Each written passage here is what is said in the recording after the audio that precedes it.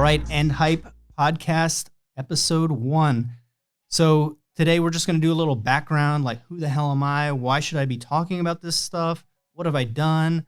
Why you should listen, why you should turn it off right now, never listen to me again, unsubscribe, all those good things. So here's the deal. I've been in manufacturing my whole life. My family's been in manufacturing since the 50s, right? I grew up in a manufacturing facility when I was old enough, running equipment, checking parts. Then I got into product development. So I've been in product development for almost 15 years. I've developed hundreds of products, and I sat like shotgun with entrepreneurs and startups and big companies, government entities, and saw how they went from paper, from an idea, from just requirements to prototypes to production, right? And we're talking about growing businesses from somebody presenting an idea in the conference room to me to their company being sold for $200 million. I mean, legit. And I saw the way that successful companies worked, and I saw the way that most entrepreneurs worked. I loved working with the entrepreneurs, right? You get to know their family. You see that come up story, right? I love a good come up story, right? You actually impact their life, right? You meet their wife, you meet their kids, you know that they didn't mortgage the house and lose it. They mortgaged their house and made $1 million, right? It's amazing. You work for Boeing, you get kind of an attaboy. An attaboy is good. One time they gave me a pen. It's pretty cool. I got one of those moon pens you can write upside down. Super fun. But that was for helping develop a product that Boeing bought that company for almost $10 million. So the entrepreneur that I helped, he did okay. The Boeing project, they walked me in the conference room and said, I'm not sure that you guys are qualified to make this. I developed it. I'm pretty sure we can make it. Long story short, we're still making it. But at any rate, I really liked working with entrepreneurs. But our one company, K-Form, we focus on defense. Entrepreneurs are kind of fuzzy. They're all over the map. You know, plans change, shift quickly. You have to be agile because you're competing against the big boys, right? So not all entrepreneurs are a great fit for what we're trying to do in a manufacturing company. So I founded Red Blue Collective, and I said, I want to just take the successful portion of this process. I want to take my network, my experience, and kind of package it up and offer it to the people that need it the most. Entrepreneurs. I went around speaking. I've spoken at all the local colleges, community events, all the nice little startup events, pitch events. I started mentoring through incubators, right? State-run incubators, privately run incubators, corporate incubators. And then I wrote my own curriculum, and I started running my own incubators. We've had some crazy success stories out of that. Hopefully on a later podcast, we'll have some of the people that I've mentored, and they've gone on to really big accelerators. They've gone through purchases. Pretty interesting. It's been a long road getting there, but I just want to start this podcast so I can kind of share that message instead of it just being local, just being on Instagram. We can get it out there, get the information to the people that need it. I'm always experimenting, trying something out, right? Right now we're trying out some new digital marketing campaigns, some processes to teach people how to grow. And I've done this over the last few years in different ways. I'll give one example. This is a fun story. I went out to a particular community space, maker space, and I gave my process, say 10, 12 different presentations on here is my process for developing a product, how to come up with an idea, how to validate that idea, how to get some initial traction, how to launch it. And we had good feedback, but I got more excuses than I got really positive feedback, right? And, excuses I got were, hey, I have a full-time job. Yeah, me too, right? But I have a full-time job. I can't develop a product. I don't have any money for marketing. I can't launch something. I don't have the skills that I need. I only have what's available in this makerspace. And I hate excuses. Excuses are garbage, right? They're just something that you're putting in front of yourself to say, if things were different, I'd do what you do, or, I'd be successful and I'd be a millionaire just like that person. If only this one thing that's completely within my control to change, but, whatever.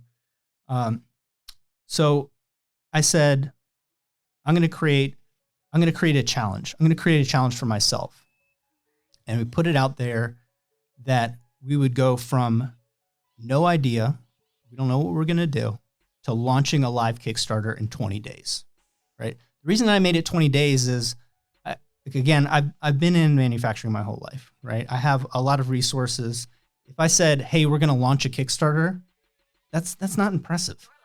I can literally make anything. Anything that you go on Kickstarter, I've probably made a version of that. Luggage, watch, clothing, any of those things. If I said, I'm eventually going to do this, that's not really a goal.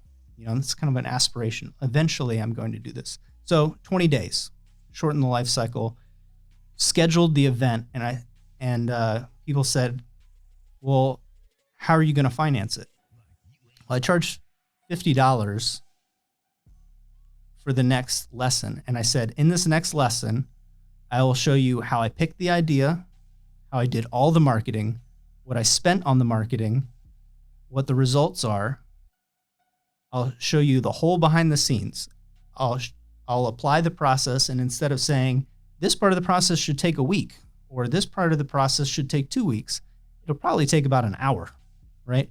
I'll show you how I did every step of the way, and I'll only use resources that are available at the makerspace. So instead of using 30,000 square feet of production manufacturing, I'll use the mill that we donated and put in the back, right? Instead of hiring a videographer, I'll trade with my buddy that works locally, and he'll film the video.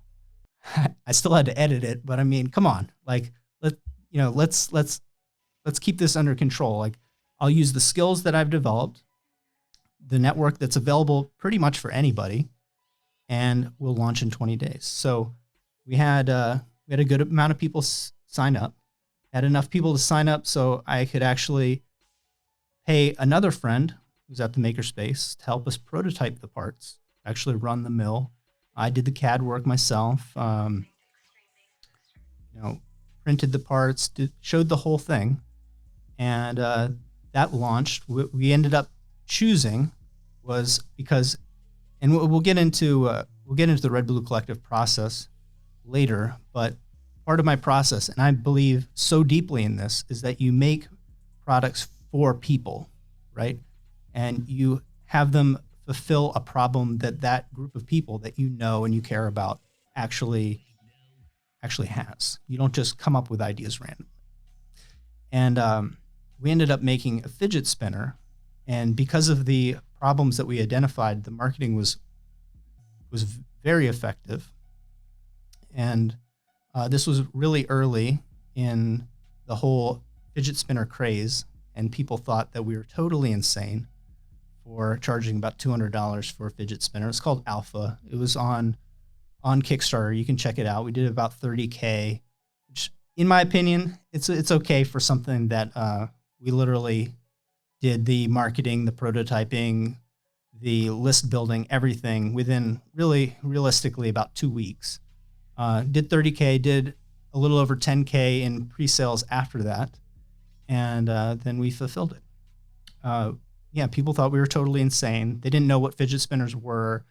They couldn't believe somebody would pay $200. But in the group of people that we marketed to, they couldn't get them, and they wanted them. And we saw an opportunity to innovate and move quickly. Of course, like I said, people love complaining. So the next complaints that we had, people said, fidget spinners will never be a thing. You can't scale a business. You can't sell like 1 million fidget spinners. So they thought they should be $5, which inevitably, in eventuality, yeah, they were in 7-Eleven for a little while. But I, I try to teach people that selling cheap garbage isn't a way to really build a sustaining business and brand. So I told them I'm going to do the opposite. What we're going to do is we're going to do another class, and this class went back to my original price, which is free, but is how to scale a niche product. So we went about and we made the world's most expensive fidget spinner at that time. There's been ones made out of rare materials that have been more, but we partnered with a friend who is a CNC machining sculptor, and we transposed the value of one of his sculptures, one of his $5,000, $10,000, $20,000 sculptures into something that would fit into your pocket.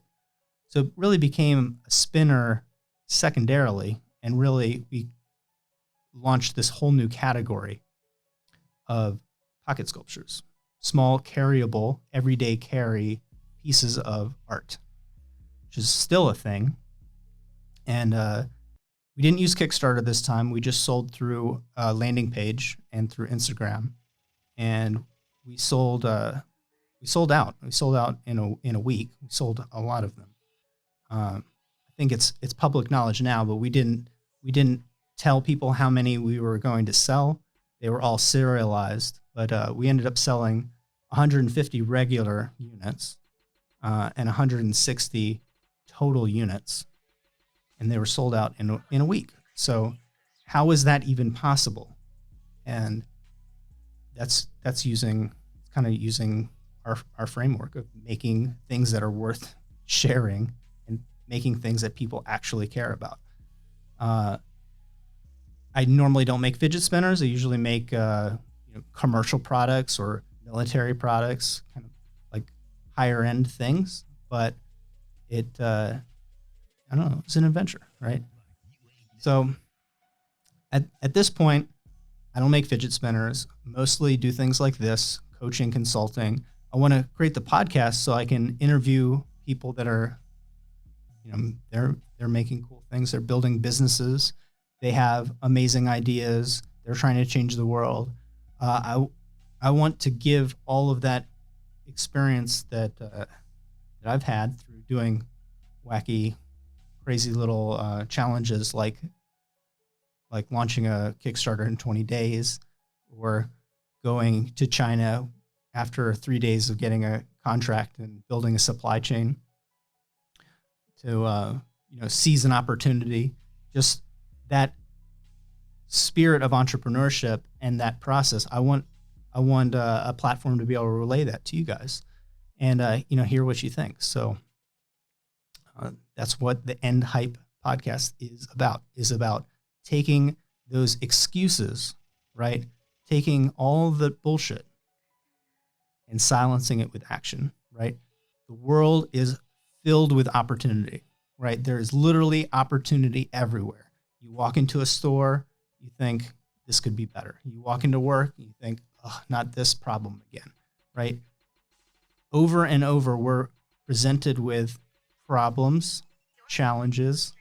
This is just a key point aside. We live in America. I don't think that most people, I think 98% of people don't have real problems. They have challenges every day. Of course, we all encounter problems, eventually, but I think on our day-to-day life, people say problems. I think they really mean challenges, obstacles, right? They're things to be solved, not really insurmountable issues. But as an aside, we can train our brain to see these instead of at that negative light as a positive thing, as an opportunity. We can connect those dots, right?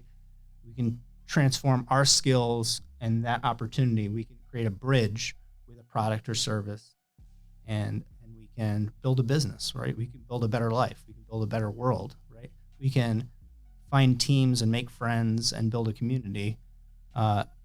I've seen it with successful people repeatedly, and I've seen the opposite with people that fail, right? trying to do it all themselves, trying to push something that nobody wants, uh, creating a cloud of BS around their idea that it's going to do those things, change the world, change people's lives. And I'm like, dude, it's a piece of Tupperware, right? It's just a juicer. It's not going to do any of those things. It's just what it is, right? That's hype. I'm all for getting super pumped up, right? Connecting with people, getting people excited, but it's all about delivering, guys. It's not about these ideas, you know? So like Gary Vee talks about this over and over, you know, there's only two things that are important: ideas and execution. And yeah, to a degree, like that's like, it's a bifurcated, you know, a two-part. It's like the two parts of like life, right?